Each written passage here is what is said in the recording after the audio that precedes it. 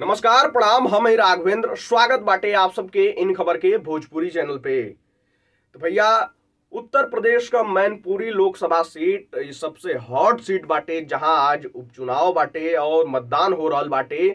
लेकिन ए मतदान में कई गो वीडियो सामने आ रहल बाटे। कई नेता अलग अलग तरीका का आरोप भी लगा रहल बाटे लोग, जहां अखिलेश यादव और डिंपल यादव एक साथ प्रेस कॉन्फ्रेंस करके प्रशासन पे और बीजेपी पर निशाना साधल लोग। वहीं धर्मेंद्र यादव भी एकदम बौखलाहट में दिखना और वोट डालत समय उनके द्वारा बीजेपी पर बड़ा ही आरोप लगावल गईल। आप सबके बता दें कि उनके द्वारा कहल गई कि नेताजी के निधन के बाद प्रधानमंत्री नरेंद्र मोदी भी शोक संवेदना देले रहना, लेकिन और बीजेपी का कई नेता भी शोक जतौले रहे लोग। लेकिन बीजेपी का दुमुहा चेहरा बाटे, यानी कि वो समय कुछ और, इस समय श्रद्धांजलि का मौका बाटे। नेताजी की बाद ये पहला चुनाव ऐसा बाटे जहां पे नेताजी खुद वोट डाले खातिर मौजूद नहीं खा और ए समय पर बीजेपी षड्यंत्र करतिया।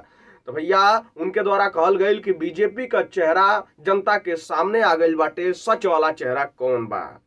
उनके द्वारा इहो कहल गई कि प्रशासन समाजवादी पार्टी के कार्यकर्ता के जबरदस्ती पकड़ पकड़ के बाहर लेते जातिया और वोटिंग भी स्लो करावल जा रहल बाटे। आप सब भी सुनी कि धर्मेंद्र यादव द्वारा का कहल गई बाटे।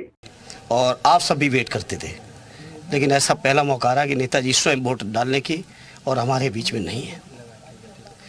लेकिन जनता नेताजी को श्रद्धांजलि भी देगी और डिंपल जी को ऐतिहासिक जीत देगी। हालांकि मैं बहुत आहत इस बात से हूँ, जहाँ लोग नेताजी को श्रद्धांजलि देने के लिए स्वयं भारतीय जनता पार्टी के लोग, प्रधानमंत्री जी ने भी जो बातें की पूरे देश ने देखी, लेकिन नेताजी की श्रद्धांजलि के इस चुनाव में जो तांडव देखने को मिला है, उससे मैं समझता हूँ बीजेपी का असली चेहरा देश के सामने आया है। जहाँ नेताजी को इतनी आप श्रद्धांजलि देने का काम किए, वहीं कम से कम उनकी श्रद्धांजलि के इस चुनाव में फ्री एंड फेयर इलेक्शन होने देते। जो वर्कर हमारा सामने आया, जो वर्कर एक्टिव था, ट्रेडिशनली एक्टिव था, तो मेरी जो व्यक्तिगत जानकारी उस हिसाब से मैं कह सकता हूं कि कोई वर्कर ऐसा नहीं बचा जिस वर्कर के यहाँ दबिश ना कहीं हो। ये बीजेपी का असली चेहरा सामने है। रामपुर के हमारे उम्मीदवार की गिरफ्तारी कर ली जाती है, आसिम रजा साहब की।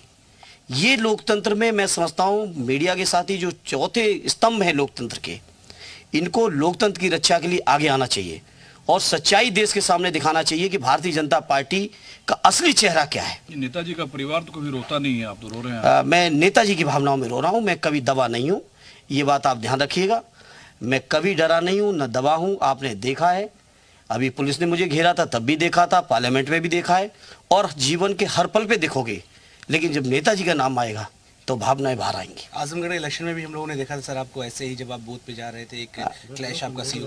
नहीं, कभी कोई, चाहे पार्लियामेंट हो, चाहे कोई चुनाव हो, चाहे पुलिस हो या कहीं भी हो, नेताजी ने हम लोगों को बहादुर बनाया है और नेताजी का जो बनाए हुए हम लोग हैं तो कोई उसमें बदलाव नहीं देख सकते।